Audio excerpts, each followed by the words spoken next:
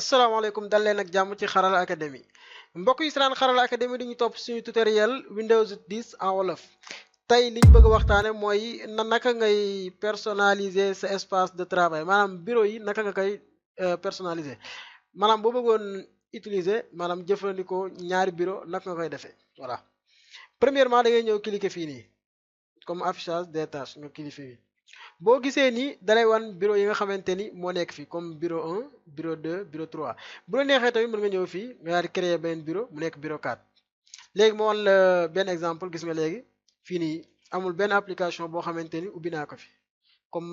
ma jéem a ubbi benn application wan la comme explorateur des fichiers comme fii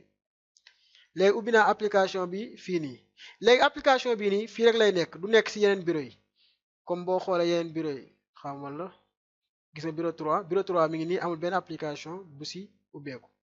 mu nekk loo xamante ni lu am solo la ndax yenn saa yi mën nga soxla ci bureau bii nii nga fi seetaan vidéo wala nga fi lire ay document wala yu mel noonu benn bureau ba nga bëgg def fa leneen loolu moo tax Windows 10 andi ko beneen bi bu la neexee application yi nga xamante ni dañoo nekk si bureau 1 bi comme nga jël benn application mën nga ko envoyer bureau 2 comme exemple fii nii comme léegi bi nga gis nii comme fii nii mën naa def nii da ngay ñëw nga bës clic droite boo bësee clic droite mun la déplacer vers léegi nga xool ban bureau nga koy yóbbu bu la neexee yóbbu ko bureau 4 comme léegi moom dootul nekk fii ci bureau 1 bi comme gis nga bureau 1 bi 4 applications yi ñoo fi nekk bureau 2 moo nekk nii léegi boo xoolee bureau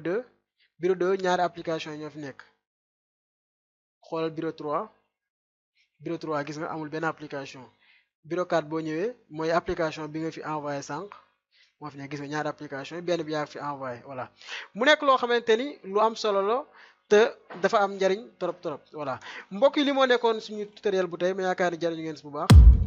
di leen jox rendez-vous beneen yoon ci beneen tutoriel merci